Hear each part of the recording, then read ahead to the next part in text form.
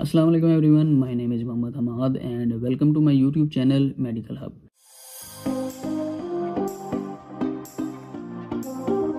आज की वीडियो में हम न्यूब्रल और न्यूब्रल फोर्ट के बारे में डिस्कस करेंगे। तो न्यूब्रल और न्यूब्रल फोर्ट में सेम फार्मूला यूज़ होता है, यानी पैरासीटामोल और ऑरफेनेडिन सिट्रेट। इनमें जो बेसिक डिफरेंस होता है वो होता है इसकी पोटेंसी का। न्यूब्रल फोर्ट में जो पैरासीटामोल और ऑरफेनेडिन सिट्रेट यूज़ हुआ है उसकी पोटेंसी ज़्यादा होती है एज़ कम्पेयर टू न्यूब्रल। इसके अलावा पैरासीटामोल का तो हमें पता है कि इसे हम दर्द के लिए या बुखार के लिए इस्तेमाल करते हैं, लेकिन जो ऑरफेनेडिन सिट्रेट है इसे हम मसल रिलैक्सेंट के तौर पे इस्तेमाल करते हैं। इसके अलावा इन दोनों का जो कम्बिनेशन है इसे हम लोअर बैक पेन के लिए भी इस्तेमाल कर सकते हैं, यानी लोअर बैक पेन किसी भी वजह से हो, पट्ठों की वजह से है या बैक बोन की वजह से है, बैक बोन में पेन की वजह से है, तो इसमें भी हम इसे इस्तेमाल कर सकते हैं।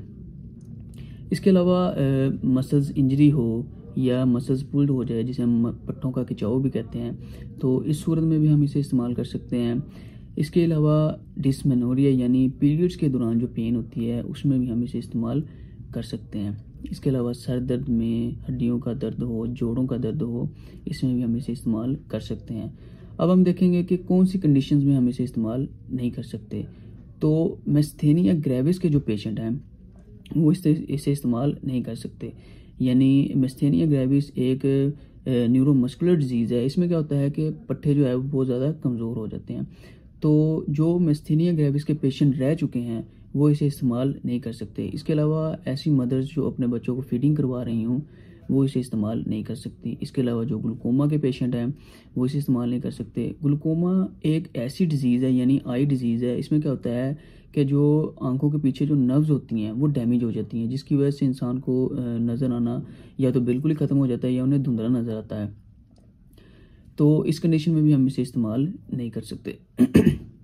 अब हम देखेंगे कि इसके एडवर्स इफ़ेक्ट वगैरह क्या हैं। तो एडवर्स इफ़ेक्ट में सबसे पहले इसके है ड्राई माउथ, मतलब मुंह खुश्क हो जाता है, मतली का आना, वॉमिटिंग, और इसके अलावा कन्फ्यूजन वगैरह या पेट में बहुत ज़्यादा दर्द होना भी इसमें शामिल है।